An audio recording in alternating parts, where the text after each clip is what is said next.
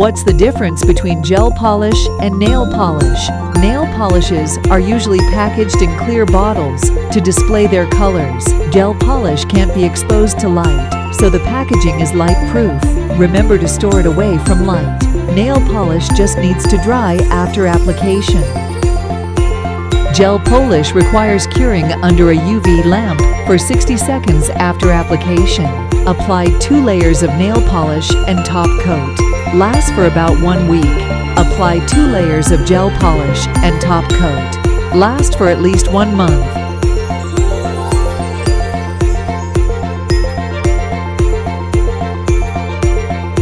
Wipe off 2 sides of the brush. Take proper amount. Start from the middle. Push the gel down. Swipe the brush up the nail. Use the corners of the brush to get the sides. Dip into alcohol. Clean the gel around your nails. Cure for 60 seconds. If it looks messy, repeat for a second application and cure. Apply the top coat the same way. Finish.